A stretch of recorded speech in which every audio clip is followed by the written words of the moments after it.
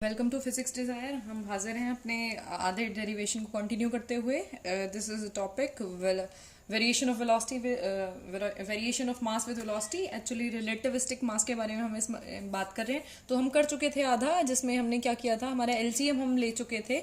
तो एलसीएम के बाद हमारी टर्म एलएचएस में आ रही थी m1 into this term over this, m2 into this term over this. क्योंकि हमने एलसीएम लिया था तो ये टर्म यहाँ आ रही थी 1 की जगह, and all terms becomes negative because there is negative.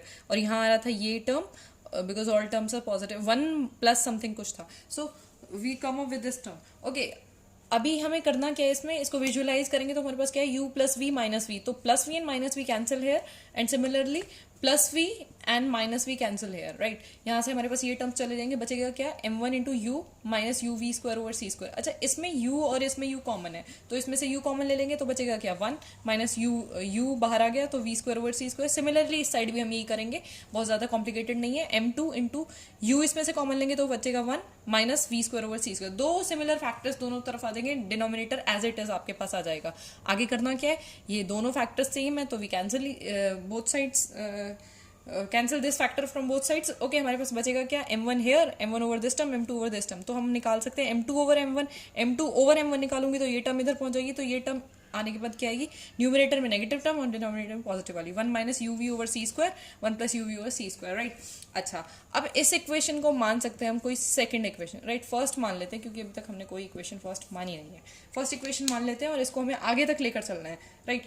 अभी हम पहुंचते हैं वापस अपने पहले ही स्टेप पे, जहां से हमने लॉरेंस ट्रांसफॉर्मेशन शुरू किया था, लॉरेंस इनवर्स ट्रांसफॉर्मेशन को कंसिडर किया था जब हमने वेलोसिटी मानी थी एस फ्रेम के अकॉर्डिंग।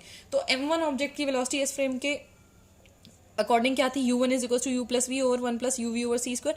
देखो इस स्टेप को कर क्यों रहे हैं, ये बहुत इंपॉर्टेंट स्टेप है और यहीं से ही डेरिवेशन पूरा अच्छा बन जाता है, सॉल्व होने वाला बन जाता है, और यही स्टेप आपका क्रैम करने वाला है, राइट। तो इंपॉर्टेंट स्टेप है, इसको ध्यान में रखते हुए करेंगे क्योंकि हमें इन दोनों टर्म्स की कुछ ना कुछ वैल्यूज निकाल, देखो हमें मास का वेरिएशन पता करना है तो कहीं ना कहीं से ये वैल्यू सॉल्व होनी चाहिए। अभी कहीं और से तो सॉल्व होंगे नहीं, लॉरेंस ट्रांसफॉर्मेशन ही कुछ हेल्प कर सकती है हमारी, तो हमने ये टर्म उठाई, राइट। अब इस टर्म का क्या करेंगे, squaring both side. Squaring both sides करने पे क्या हुआ, इसका स्क्वायर और इसका स्क्वायर। अब हम क्या करना है, इस न्यूमरेटर टर्म को सिर्फ एक्सपेंड करेंगे, डिनोमिनेटर को हम एज इट इज छोड़ देंगे। So now we come up with the factor,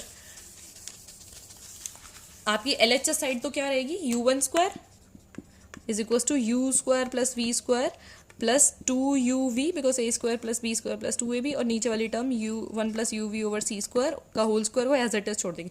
अब देखो एक इंपॉर्टेंट बात यहाँ है, we are dividing both sides with the c square. इसको भी सी स्क्वायर से डिवाइड करेंगे और इसको भी। अब देखो इस पूरी टर्म को सी स्क्वायर से डिवाइड करेंगे, हम सिर्फ न्यूमिनेटर टर्म को करेंगे। इसके न्यूमिनेटर को किया, इसके न्यूमिनेटर को, इसके न्यूमिनेटर में 1 था उसको नहीं किया, राइट। u1 स्क्वायर ओवर सी स्क्वायर और इस पूरी टर्म को ओवर सी स्क्वायर, तो बचेगा क्या, ये यहाँ के u स्क्वायर ओवर सी स्क्वायर, हर एक के नीचे c square, v square over सी स्क्वायर प्लस 2uv ओवर सी स्क्वायर ओवर नीचे वाली टर्म 1 प्लस uv ओवर सी स्क्वायर का होल स्क्वायर।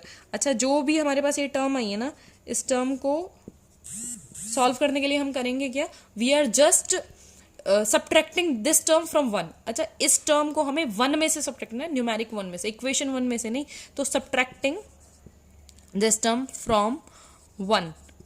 ओके, अब 1 में से सब्ट्रैक्ट करेंगे तो देखना बड़ा मजेदार स्टेप है ये, 1 माइनस u1 स्क्वायर ओवर सी स्क्वायर। इस टर्म को हमने एलएचएस साइड को हमने सब्ट्रैक्ट कर चुके हैं। ओके, इसको करेंगे तो 1 माइनस u ओवर सी square plus v square over सी स्क्वायर प्लस 2uv ओवर सी square over 1 plus uv over सी स्क्वायर। देखो जहाँ पहले सॉल्व किया था एलसीएम, वहीं अब हमें यहाँ वापस से एलसीएम सॉल्व करने का, 1 माइनस दिस टर्म, तो एलसीएम क्या बन जाएगा, ये टर्म, और इस टर्म को यहाँ ले आएंगे, राइट। अगर मैं इसी स्टेप में कर दूँ तो मेरे पास क्या बचेगा, एक्चुअली नेक्स्ट में ही करते हैं। व्हाट वी आर डूइंग, यहाँ आपका एलएचएस साइड वही रहेगा, 1 minus u1 square over C square and equal to में हमारे पास है 1 के साथ हमारा फैक्टर आ जाएगा 1 प्लस यूवी ओवर सी स्क्वायर का होल स्क्वायर, और यहाँ सबके साथ नेगेटिव मल्टीप्लाई हो जाएगा, यू स्क्वायर ओवर सी square minus v square over सी स्क्वायर माइनस 2uv ओवर सी square over 1 plus uv over सी स्क्वायर का होल स्क्वायर। अब करना क्या है, इसको एक्सपेंड कर देंगे। एक्सपेंड करने के बाद हमारे पास बचेगा क्या, 1 a square plus u square v square over c की पावर 4 क्योंकि सी स्क्वायर ऑलरेडी है, प्लस 2uv ओवर सी square minus u square over सी square minus v square over सी स्क्वायर माइनस 2uv ओवर सी स्क्वायर। अभी इस equation को visualise करो और देखो क्या क्या कट सकता है। इसमें से कैंसलेशन फैक्टर कुछ है, ऑब्वियसली है। क्या है? 2uv over C square and minus 2uv over C square. इन दोनों को हम कैंसिल कर देंगे एक दूसरे से, बचेगा क्या? ये। अब इन चारों टर्म में देखो, यहाँ यू स्क्वायर, यहाँ एक्चुअली हमारे पास है क्या, 1 वाली टर्म को और यू स्क्वायर ओवर सी स्क्वायर वाली टर्म को, इन दोनों टर्म्स को आप अलग निकालो। 1 माइनस यू स्क्वायर ओवर सी स्क्वायर, इसको हमने अलग लिख लिया। बाकी ये टर्म बची और ये टर्म बची। अब इन दोनों में देखो v square by c square common है या नहीं? यहाँ भी v square by c square है, यहाँ भी v square by c square. तो अगर मैं नेगेटिव का v square by c square बाहर ले लूँ तो मेरे पास बचेगा क्या? यहाँ 1, क्योंकि मैंने नेगेटिव टर्म के साथ लिए। और यहाँ क्या बचेगा? माइनस, क्योंकि इसमें माइनस नहीं है तो माइनस माइनस बिकम प्लस, नहीं। So u square over C square, right. So we have 1 plus u v over C square का होल स्क्वायर। अब देखो यहाँ ये टर्म है और ये टर्म है, तो ये दोनों टर्म कॉमन आ जाएंगी इसमें से, तो मेरे पास बचेगा क्या?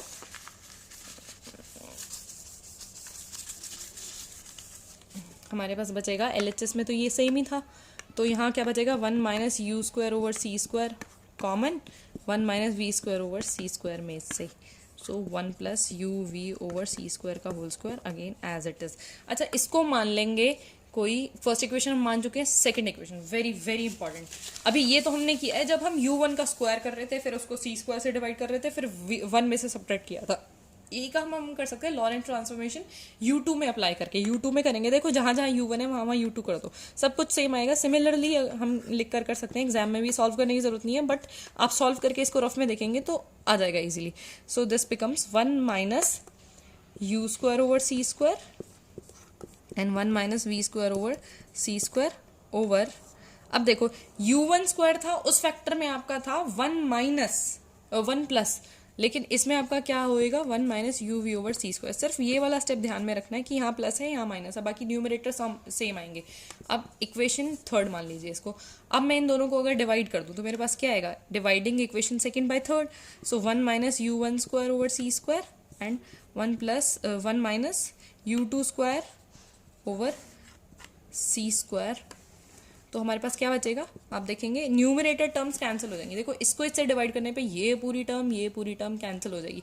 बचेगा क्या? ये डिनोमिनेटर में, ये न्यूमरेटर में आ जाएगा, right. So 1 minus you v over C square का whole square and 1 plus u v over C square का होल स्क्वायर। अभी देखो करना क्या है, हमें ऐसी टर्म कुछ चाहिए थी, वहां हमने इक्वेशन 1 फटाफट निकालो। इक्वेशन 1 को देख के है ना कुछ पता लगेगा।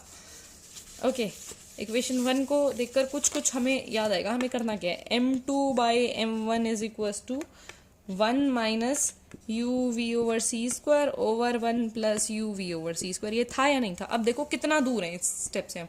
यहाँ स्क्वायर है, यहाँ स्क्वायर नहीं है, तो स्क्वायर हटाने के लिए क्या कर देंगे? रूट कर देंगे। तो हमारे पास ये टर्म किस में आएगी? रूट में, और फिर हम इक्वेट कर देंगे। तो हमारे पास क्या आने वाली है? 1 minus u1 square over C square over root of 1 minus u2 square over C square. Very very important step. Okay, हमारे पास ये टर्म आ जाएगी। अभी हम कर क्या सकते हैं? हमारे पास ये इसके इक्वल था और ये इसके भी इक्वल, ये इसके इक्वल था, तो ये दोनों इक्वल हो गए या नहीं हो गए? अब इन दोनों को लेंगे तो हमारे पास क्या आ जाएगा? m2। देखो इसको थोड़ा सा सॉर्टिफाइड मैनर में लिखेंगे कि आपके m2 के साथ आ जाएगी term root of 1 minus u2 square over C square और m1 into root of 1 minus u1 square over C square. अब थोड़ी सी ध्यान देने वाली बात ये है, हमने कंसिडर क्या किया था? हमारे पास एक m1 ऑब्जेक्ट था, एक m2 ऑब्जेक्ट था। ये u1 वेलोसिटी से जा रहा है अकॉर्डिंग टू एस फ्रेम, ये u2 वेलोसिटी से जा रहा है। हमें नहीं पता डायरेक्शन क्या है। अभी अगर हम कंसिडर कर लें हमारा जो u2 ऑब्जेक्ट है, u2 ऑब्जेक्ट की इनिशियल वेलोसिटी 0 है, बोले तो u2 ऑब्जेक्ट आपका रेस्ट पर है। अगर मान के चलो सिर्फ ये ऑब्जेक्ट मूव कर रहा है और ये ऑब्जेक्ट मूव नहीं कर रहा, तो u2 की वैल्यू यहाँ 0 हो जाएगी। और मैं कहूँ अगर u2 की वैल्यू 0 है, वेलोसिटी 0, हम देख टॉपिक क्या कर रहे हैं? रिलेटिविस्टिक मास, मतलब variation of mass with velocity. अगर उसकी कुछ वेलोसिटी नहीं है तो m2 का मास भी वेरी नहीं करेगा ना। तो इसके लिए हम m2 को क्या लिख सकते हैं? कुछ फिक्स वैल्यू। वो फिक्स वैल्यू क्या है? m0। बोले तो रेस्ट मास इसको हम बोलते थे। रेस्ट मास क्यों? जो मास, जब बॉडी ऑब्जेक्ट हमारा रेस्ट पे है तो उस पोजीशन पे उसका मास कितना है? m0, right. तो इस इक्वेशन में अगर मैं ये कंडीशंस को अप्लाई करूं तो मेरे पास आ क्या जाएगा? m2 इंटू, देखेंगे m2 into 1 minus u2 square, u2 की वैल्यू 0, तो 1 minus 0 is 1 equal to m2 की जगह हम क्या लिख सकते हैं, m0 लिख सकते हैं, जैसा कि अब हमने कहा m1 into root of 1 minus u1 square over c square. अब थोड़ा सा ध्यान देंगे, कुछ नहीं है, बस हम इसको कंक्लूड करेंगे थोड़ा सा। m1 की वैल्यू क्या आ जाएगी आपके पास, m0 over root of 1 minus u1 square over c square. अब ध्यान से देखेंगे, अगर मैं कहूँ वो m1 वाला ऑब्जेक्ट मेरा किसी v वेलोसिटी से, u1 को मैं v कर दूँ, ये जस्ट रिप्रेजेंटेशन का है, इसमें कोई ज़्यादा प्रॉब्लम नहीं है। m1 is equal to m0 over root of 1 minus v square over c square. देखो ये आता है आपका फाइनल एक्सप्रेशन। इसको मैं m भी लिख सकती हूँ, अगर m1 को m लिख दूँ तो कोई प्रॉब्लम नहीं होगी, ये जस्ट रिप्रेजेंटेशन है, राइट। तो हमारे पास ये आ जाता है किसी मास का वेरिएशन विद द वेलोसिटी। जैसे जैसे वेलोसिटी चेंज होगी हमारा मास भी जो है वो चेंज होगा, राइट। अब चेंज कैसे होगा, वेलोसिटी ज्यादा है, जैसे जैसे वेलोसिटी इंक्रीज करेगी ना तो ये फैक्टर आपका डिक्रीज करेगा। वेलोसिटी इंक्रीज करेगी बोले तो 1 माइनस इंक्रीजिंग फैक्टर, तो ये डिक्रीज करेगा, तो ओवरऑल फैक्टर यहाँ वाला डिक्रीज किया, ये डिक्रीज करेगा तो ये पूरा फैक्टर क्या करेगा, इंक्रीज। दैट मीन्स आपका मास इंक्रीज करेगा। वेलोसिटी इंक्रीज होगी तो आपका मास भी आपका इंक्रीज होगा, ओके। तो यही वेरिएशन था जो हमारा मास वेलोसिटी रिलेटिविस्टिक वेलोसिटी बताता है। एक चीज और इसकी एज अ कंक्लूजन मुझे आपको बतानी थी कि अगर कोई ऑब्जेक्ट जो है वो स्पीड ऑफ लाइट से मूव करे, अगर मैं कहूँ v is equal to c बन जाए, मतलब यहाँ c बन जाए c स्क्वायर, तो c square c square divide होकर हमारे पास क्या बन जाएगा 1 माइनस 1 0, तो m is equal to m0। उस केस में आपका कोई मास रिड्यूस नहीं होगा, मतलब कोई भी बॉडी जो है स्पीड ऑफ लाइट से मूव कर ही नहीं सकती, क्योंकि वेरिएशन ऑफ मास तो आता है ना आपका due to special theory of relativity. इसका मतलब ये क्या है कि कोई भी बॉडी आपकी उस वेलोसिटी से मूव नहीं कर सकती जो कि स्पीड ऑफ लाइट हो। Thank you.